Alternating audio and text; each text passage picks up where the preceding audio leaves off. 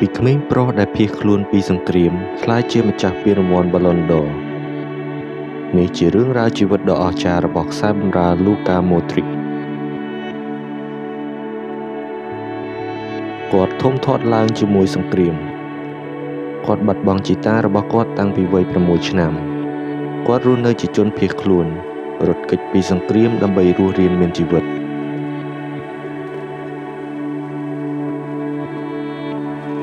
ប៉ុន្តែក្មេងប្រុសម្នាក់នេះមិនដែលបោះបង់ក្តីស្រមៃរបស់គាត់ដែលក្លាយជាកីឡាករបាល់ទាត់នោះទេ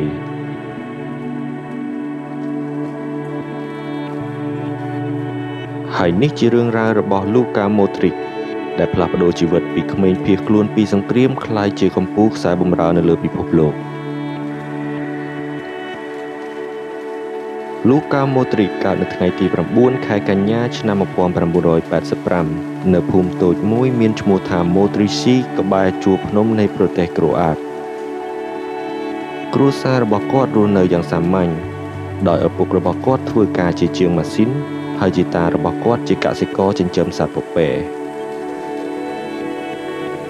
ប៉ុន្តែអ្វីៗត្រូវបានផ្លាស់ប្ដូរនៅពេលដែលសង្គ្រាមចូលមកដល់ប្រទេសរបស់ពួកគេនៅឆ្នាំ1991ជីតារបស់ Modric ត្រូវបានគេសម្លាប់នៅក្បែរផ្ទះហើយគ្រួសាររបស់គាត់ត្រូវរត់ភៀសខ្លួនចេញពីទីនោះពួកគេបាត់បង់ផ្ទះសម្បែងបាត់បង់សត្វចិញ្ចឹមរបស់ពួកគេនិងបាត់បង់អ្វីៗគ្រប់យ៉ាងគ្រួសាររបស់ Modric ក្លាយជាជនភៀសខ្លួន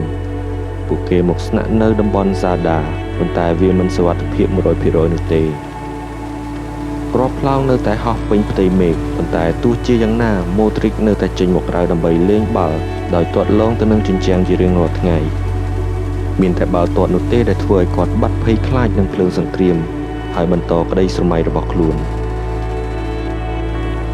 នៅពេលគាត់មានវ័យ8ឆ្នាំគាត់បានទៅចូលរួមជាមួយក្លឹបបាល់ទាត់មួយនៅក្បែរតំបន់សាដា Modric មានមាឌល្អិតស្គមនិងអៀនខ្មាស់ច្រើនមានមនុស្សជាច្រើនដែលថាគាត់មិនអាចក្លាយជាកីឡាករអាជីពនោះទេបើមើលទៅទន់ជ្រាយបែបនេះប៉ុន្តែគាត់មានអ្វីដែលពិសេសនោះគឺការស្រឡាញ់ការតាំងចិត្តការខំប្រឹងហ្វឹកហាត់ជារៀងរាល់ថ្ងៃគាត់មើលការប្រកួតរបស់គេហើយរៀនសូត្រពីវានិងយកមកអនុវត្តផ្ទាល់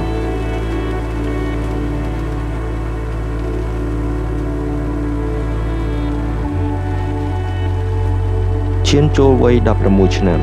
គាត់បានចូលរួមជាមួយក្លឹបយក្សរបស់ប្រទេសក្រូអាតគឺ Dinamo Zagreb ប៉ុន្តែគាត់ត្រូវបានដាក់ឲ្យក្លឹបផ្សេងខ្ចីជើងជាបន្តបន្ទាប់ Modric មិនបោះបង់ចោលនោះទេគាត់បានបង្ហាញសមត្ថភាពពីមួយប្រកួតទៅមួយប្រកួតទាំងភាពវៃឆ្លាតនៅលើទីលានការបញ្ជូនបាល់ចលនាបំលាស់ទី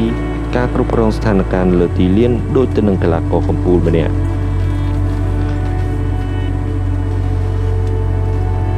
ក្រោយពីការខំប្រឹងប្រែងជាច្រើនឆ្នាំទីបំផុតគាត់បានបង្ហាញខ្លួនឲ្យឈុតធំរបស់ Dinamo Zagreb ហើយថែមទាំងរួមចំណែកជួយឲ្យក្លឹបឈ្នះជើងឯកលីកកំពូលក្រូអាត3រដូវកាលជាប់គ្នាទៀតផងនៅពេលនោះដែរគ្រប់គ្នាហៅគាត់ថាជាកីឡាករវេទមន្តម្នាក់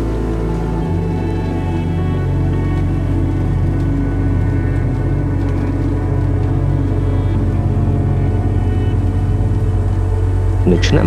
2008ក្លឹបមន់ខ្នាយមាស Tottenham Hotspur បានចុះហត្ថលេខានាំយក Modric មកកាន់ទឹកដីអង់គ្លេសក្នុងតម្លៃខ្លួនប្រមាណជាង16លានផោនប៉ុន្តែលីកកំពូលអង់គ្លេសមានការប្រកួតប្រជែងខ្លាំងដែលធ្វើឲ្យរូបគេបង្ហាញខ្លួនមិនសូវបានល្អនោះទេនៅរដូវកាលដំបូងកាសែតបាល់ទាត់ជាច្រើនបានចុះផ្សាយថា Modric គឺតូចពេកហើយសម្រាប់លីកអង់គ្លេសប៉ុន្តែរូបគេមិនបោះបង់ចោលនោះទេខំប្រឹងហ្វឹកហាត់រៀនសូត្រពីការប្រកួតមួយទៅការប្រកួតមួយអភិវឌ្ឍខ្លួនម្ដងបន្តិច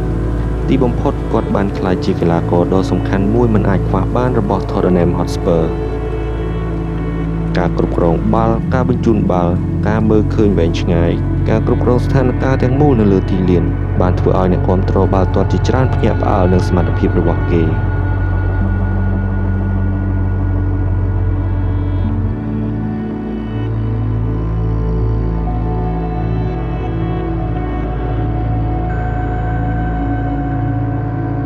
នៅឆ្នាំ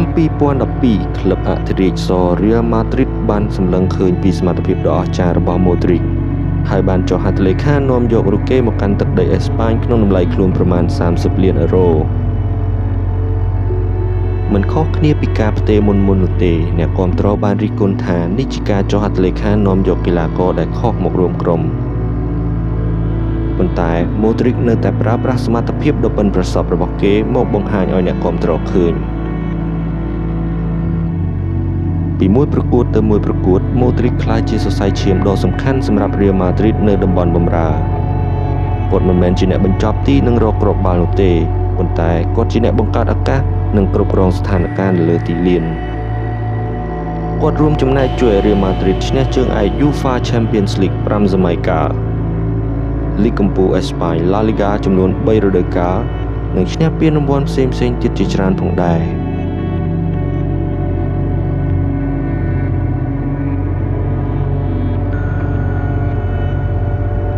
នៅឆ្នាំ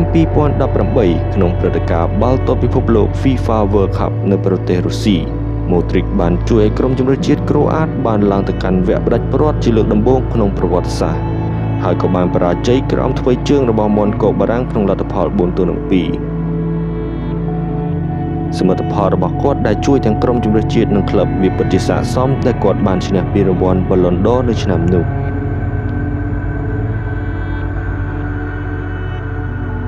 វាជាពេលវេលាដែលសុបិននឹងក្តីសម័យរបស់ម៉ូទ្រីកតាំងពីតូចខ្លាយជាការពិត